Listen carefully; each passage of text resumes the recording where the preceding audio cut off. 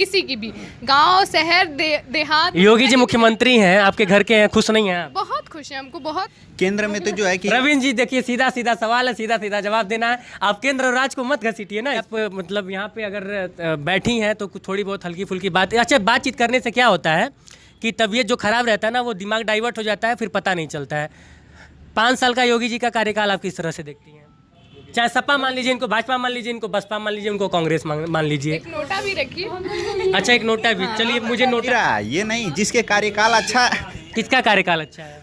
देखिए, पहले मैं बताऊं कि आप लपेट रहे हैं बस, आप बता। मैं दोनों पार्टियों को जो है कि वोट देता हूं। आप जो कह रहे हैं ना, जो है कि ये नहीं देखना चाहिए कि हाँ, अच्छा, ये देखिए फिर से लपेटने लगे आप लपेट मुद्दे पे आइए ना, परिवर्तन होना चाहिए। अच्छा जी। नमस्कार, मैं हूं विकास गोस्वामी और आप इनसाइड भारत टीवी देख रहे हैं। इस वक्त हम लोग मौजूद हैं गोरखपुर में। गोरखपुर का जब भी जिक्र होता है तो मुख्यमंत्री के शहर के नाम से लोग इसका संबोधन करते हैं। मेरे साथ इस वक्त गोरखपुर विश्वविद्यालय के तमाम छात्र मौजूद हैं। 2022 का चुनाव सर पे है, तमाम मुद्दे हैं बातचीत करने के लिए। इन तमाम मुद्दों के बीच अब तक आपको इनसाइड भारत टीवी ग्रामीणांचल, कछरांचल, दक्षिणांचल के गांव-गांव को दिखाया, लेकिन शहर का युवा क्या सोचता है और मेन बात ये है कि गोरखपुर विश्वविद्यालय के छात्र क्या सोचते हैं, ये अहम मुद्दा रहेगा। तमाम छात्र हैं, इनसे बातचीत करेंगे। क्या नाम है भाई आपका? शिवेंद्र मणि त्रिपाठी। ये माइक सबसे पहले आपके पास आया, ये इसलिए आया क्योंकि आप चाहते थे कि ये माइक इधर से शुरू हो। खैर, ये तो एक अलग मुद्दा हो गया। असल मुद्दे पे आते हैं। किस तरह से, मतलब आप यूनिवर्सिटी के छात्र, सबसे बड़ी बात है मुख्यमंत्री के शहर से हैं, किस तरह से देख रहे हैं? चूँकि 17 से लेके और अब तक लगभग 5 साल पूरे होने वाले हैं, 4.5 साल हो गए हैं। 4.5 साल का यह कार्यकाल मुख्यमंत्री जी का आप किस तरह से देखते हैं? सबसे पहले तो मैं आपको ये बता दूं कि आपने कहा कि ये माइक आपके पास आया और आप उधर से चाहते थे। यही हमारी राजनीति हमसे अलग हो जाती है। जो हम चाहते हैं हमारी राजनीति वैसे करती नहीं है। राजनीति चाहती है कि सब कुछ मेरे से शुरू हो, मैं हूँ, लेकिन हम जो युवा है, जो छात्र है, वो चाहता है कि हमारे साथ दूसरे का विकास हो। अगर हम जहाँ हैं, हम अपने साथ साथ अपने मित्रों को आगे बढ़ाएं। सीधे सीधे राजनीति और छात्र जीवन या फिर जो हमारी आम जनता है जो सोच रही है, यहीं से अलग हो जाती है। और रही बात गोरखपुर जो सीएम सिटी आपने कहा, तो इसका कोई विशेष प्रभाव नहीं होता है, क्योंकि विकास होगा तो सिर्फ गोरखपुर के लिए नहीं होगा। अगर एम्स बने हैं तो स्वाभाविक है कि बस गोरखपुर के लोग ही नहीं आके दवा कराते होंगे, यहाँ तो पूरे उत्तर प्रदेश के लोग आएंगे। विश्वविद्यालय है, अभी तो माननीय कुलपति जी ने तमाम नए विषयों को यहाँ पे लागू करने का काम किया है। तो और मुझे जहाँ तक पता है, अगर मैं गलत ना हूँ तो विदेशों से भी यहाँ इस बार विद्यार्थी आ रहे हैं। तो एक सीएम सिटी अच्छा है, होना चाहिए, लेकिन उसका कोई विशेष फ़र्क नहीं है। अगर जो भी योजनाएं हैं गवर्नमेंट की अगर लागू होंगी तो सबके लिए लागू होंगी, किसी एक व्यक्ति विशेष के लिए नहीं। सवाल पे आ जाते हैं, मुद्दे पे आ जाते हैं कि योजनाएं लागू होती हैं, लाई जाती हैं, फिर लागू होती हैं, वो एक अलग मुद्दा हो गया। मेरे कहने का, मेरे सवाल पूछने का सीधा सीधा मतलब यह था कि क्या, चूँकि अब देखिए घर में कोई IAS PCS बन जाता है तो अलग ठाट बाट रहता है। ठीक है, वो IAS बन के लोगों की सेवा करेगा, लेकिन अगर अपने घर का रहता है तो कॉलर थोड़ी सी टाइट हो जाती है।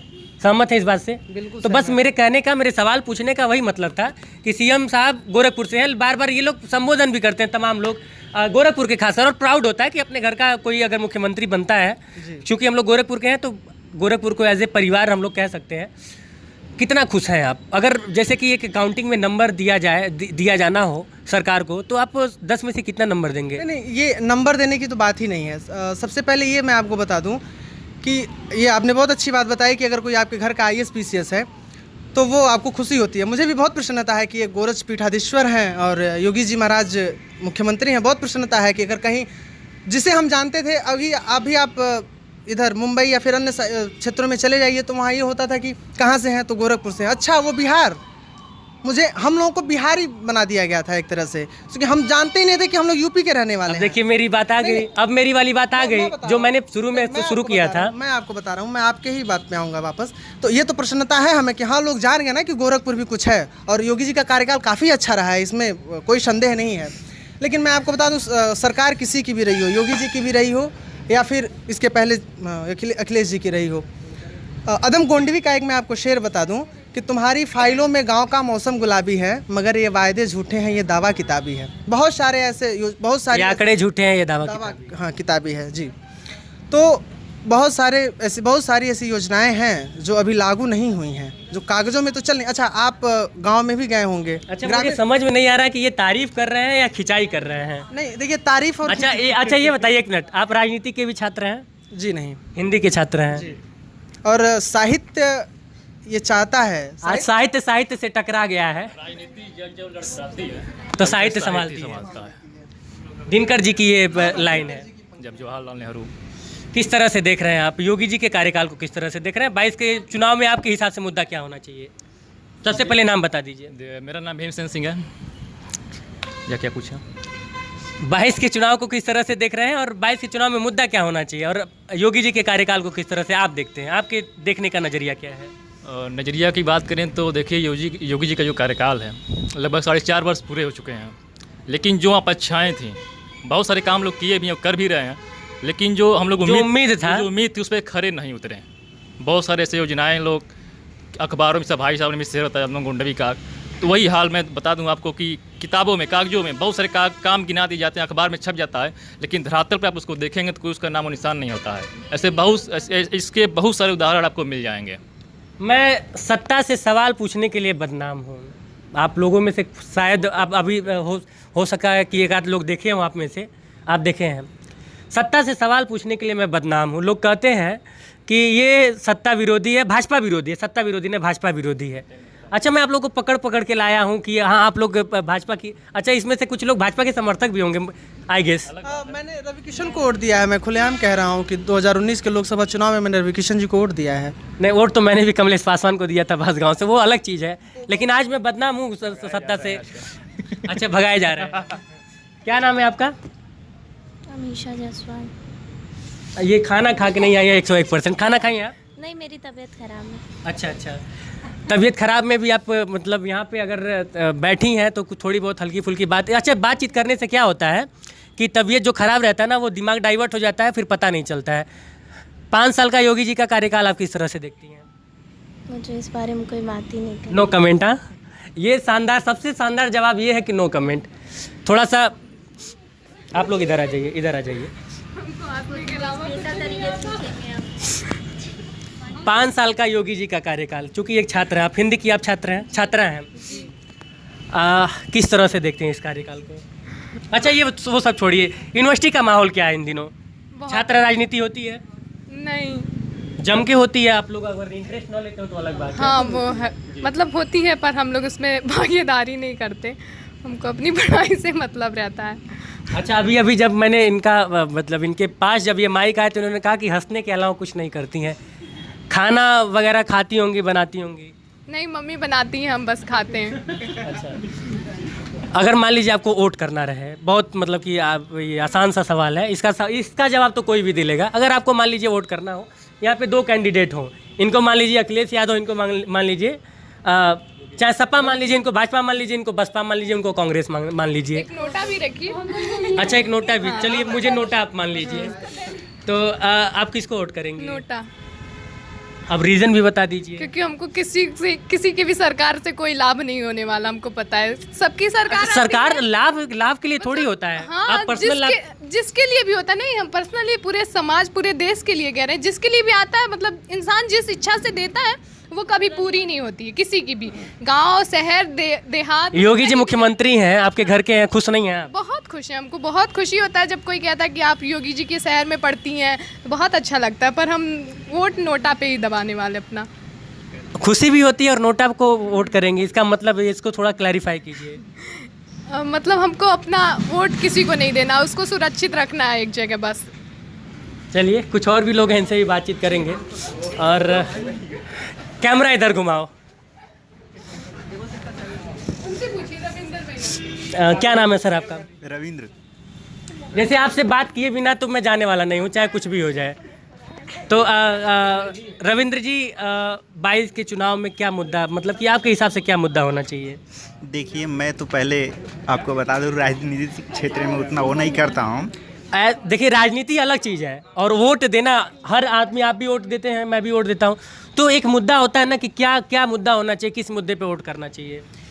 देखिए राजनीतिक मुद्दे पर मैं ये कहूँगा कि सब लोग जो है कि अपने कार्यकाल को देख करके ही वोट करते हैं। हाँ, मेरे देश में कैसे कार्य हो रहे हैं, कौन अच्छा है, कौन मतलब आगे भविष्य के लिए आपके हिसाब से कौन अच्छा है?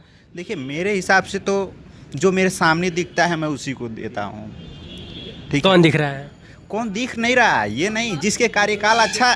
किसका कार्यकाल अच्छा है? देखिए पहले मैं बताऊं कि मैं ना, आप लपेट रहे हैं, बस आप बता नहीं रहे, आप लपेट रहे हैं। लपेट नहीं रहे हैं, आप मेरी बात को समझिए। मैं दोनों पार्टियों को जो है कि वोट देता हूँ। आप जो कह रहे हैं ना, आपका जो सवाल नहीं, है एक साथ तो दोनों को वोट नहीं कर सकते हैं ना। लेकिन केंद्र, मैं 22 की चुनाव की बात कर रहा हूँ। देखिए केंद्र में तो जो है कि रविंद्र जी देखिए, सीधा सीधा सवाल है, सीधा सीधा जवाब देना है। आप केंद्र और राज्य को मत घसीटिए ना इसमें। मैं देखिए विचारधारा, पार्टी तो पहले चेंज होनी चाहिए सबकी, 5 साल होनी चाहिए, 5 साल बाद चेंज होना चाहिए, परिवर्तन होना चाहिए। परिवर्तन होना चाहिए। जब चेंज होगा तभी जो है कि कुछ हमें बढ़ावा देखने को मिलेगा। और मैं एक और दावा कर दे रहा हूँ, किसी के बस की बात नहीं है आपके मुंह से ये सच्चाई उगलवा लेना।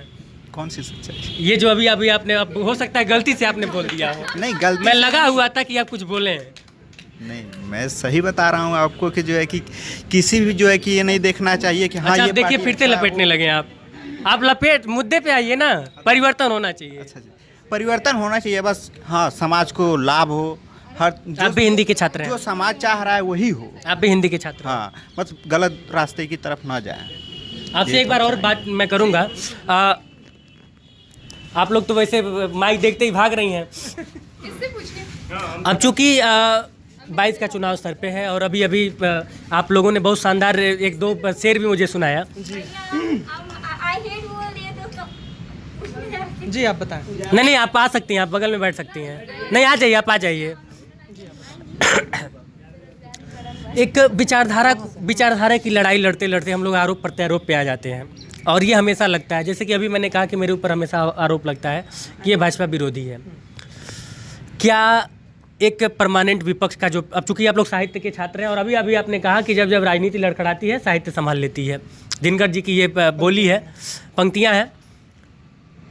क्या आज के डेट में पत्रकारिता, मैं अपने लिए समर्थन मांग रहा हूँ इस सवाल के जरिए, क्या आपके हिसाब से ये जो परमानेंट विपक्ष होता है पत्रकार, उसको सत्ता से सवाल नहीं पूछना चाहिए? बिल्कुल पूछना चाहिए। और मैं आपकी जानकारी के लिए बता दूं कि सिर्फ पत्रकारिता ही नहीं, जो मैं थोड़ा सा और आपको इंट्रोड्यूस कराऊं, ये जो बैठे हुए हैं ये कवि हैं। अच्छा, साहित्यकार हैं और संयोग से मैं भी थोड़ा बहुत हूँ। आप एक बार फिर से अपना नाम बताइए। मैं शिवेंद्र मणि त्रिपाठी। अच्छा। तो चूँकि यही लोग कह देते हैं कि हूँ, तो ठीक है। तो सिर्फ पत्रकारिता का ही नहीं, साहित्य का भी ये काम है कि वो अपनी तत्कालीन जो सत्ता है उससे प्रश्न करे। तो साहित्य और पत्रकार ये दोनों एक नहीं, असल में क्या है ना, जैसे मैं किसी पत्रकार का नाम न लूँ तो तमाम कार्यक्रम, अभी 14 सितंबर ज़्यादा दिन नहीं बीता है, आज 21 है और 14 है, 14 था पिछले दिन। आप ये देखिए जितने भी पत्रकार लोग रहे होंगे, मैं एक दो को छोड़ दूं, शायद उसमें आप भी आ सकते हैं एक दो में जी, क्योंकि आपने बहुत अच्छा कहा है कि, और इसके लिए तो आपकी तारीफ़ होनी चाहिए कि आप सरकार से सवाल कर रहे हैं। नहीं तो क्या क्या पत्रकारों के लिए कैसे कैसे शब्दों का प्रयोग किया जा रहा है वो आप अच्छे से जानते होंगे, बखूबी जान रहे हैं। और साहित्य का भी ये काम है कि उस विपक्ष में होना चाहिए, और विपक्ष में होना कोई बड़ी बात थोड़ी है और कुछ गलत भी नहीं है। हम सामने देख रहे हैं कि दो लोग हैं और हमने आपको वोट देके इसलिए जिताया है कि आप हमारा भला करेंगे। हमारा भला यानी हम आम लोगों का, आम जनता है। और चूँकि हम लोग ऐसे जगह बैठे हैं, दीनदयाल उपाध्याय गोरखपुर विश्वविद्यालय के जस्ट सामने वाले पार्क में हैं। आप दीनदयाल जी के उस बात को देखिए, अंत्योदय, वह अंत के उदय की बात करते हैं दीनदयाल जी। और साहित्य जो सत्ता है वो, अच्छा आपको लगता है कि वर्तमान की सत्ता इस समय अंत का उदय करने के चक्कर में है? आपसे मैं नहीं कर रहा हूँ, आप प्रश्न मेरे से कर रहे हैं, आप पत्रकार हैं तो खैर छोड़ दीजिए। लेकिन कहाँ अंत का उदय हो रहा है? कोई लगा हुआ है, सब अपना जेब भरने में लगे हुए हैं। हाँ, थोड़ा बहुत अगर ज़मीनी स्तर पे काम दिख जाए तो उसके बलबूते पे हम अपनी डिसीजन ले सकते हैं। डिसीजन लेने क्या, हम अपनी रोटियां सेक ले रहे हैं। कुछ थोड़ा बहुत अगर ज़मीनी स्तर पे काम दिख जा रहा है तो सब मिला जुला के